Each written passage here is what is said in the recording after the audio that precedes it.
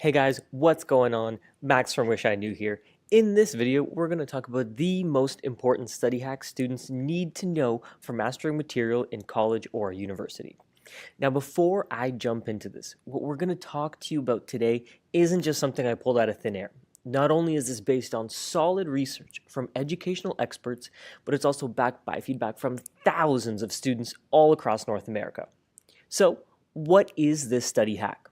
Well, as simple as it may sound, it's to know your learning style. You're probably wondering, what do I mean by that? Well, to be a little bit more specific, as much as it may come to surprise many of you, we don't all learn the same way. There are four major learning styles, and each of us is not only more aligned with one than the other, but we also find one of these approaches much more helpful than the others. This is super important because too often students are forcing themselves to study in a way that doesn't actually work for them. It's like if you were 6'8" and great at making three-pointer shots in basketball, but you kept trying to compete in long-distance marathon races at the Olympics instead. You didn't come in last place because you're a terrible athlete. You probably came in last place because you kept trying to compete in something that you weren't physically or mentally built for. The same applies to school.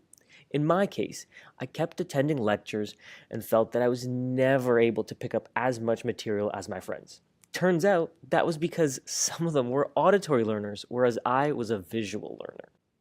So, hopefully at this point, I've sold you on the idea of figuring out which type of learner you are and using that to your advantage. Well, with that out of the way, let's take a look at what are the four major types of learners, which one you might be, and how you can use that to your advantage.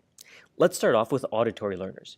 You're probably an auditory learner if you're able to pick up material quickly in class just by listening to your professor talk, and you generally seem to have an easier time remembering what other people have told you.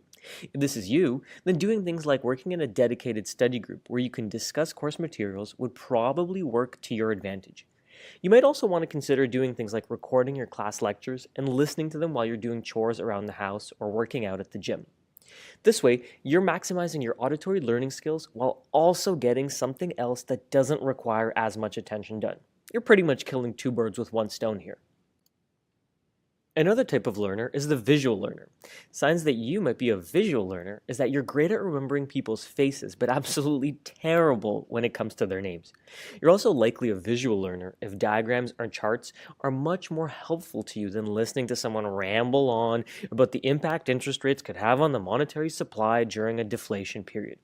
If this is you, then I'd recommend converting some of your course materials to charts, diagrams, and lists to help you learn more effectively. As a visual learner, you're also probably better off avoiding study groups and learning on your own.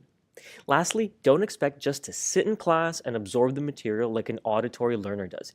Make sure that you're taking notes to help reinforce the concepts to yourself.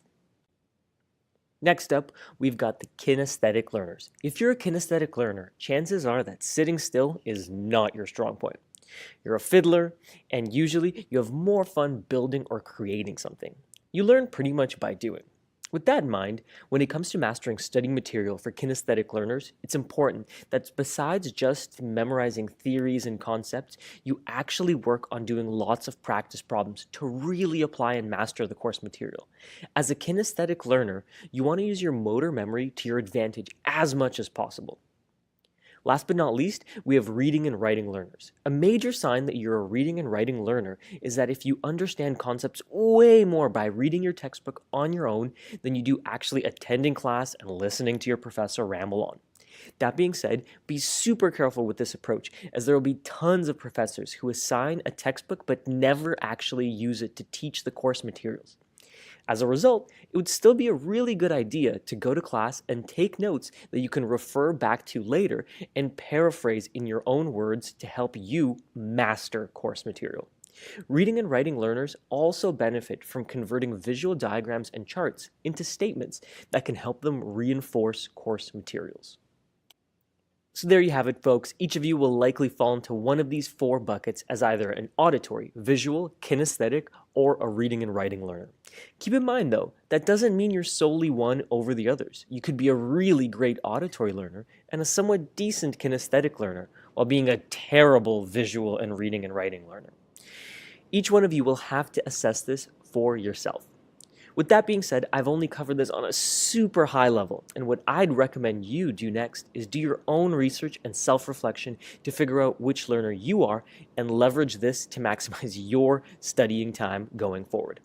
That's all for today, folks. If you felt this video was helpful, please don't forget to like and subscribe. And also, don't forget to check out our website to get your free Wish I Knew College and University Survival Guide. We surveyed thousands of students to create it. The link is in the description below. Cheers.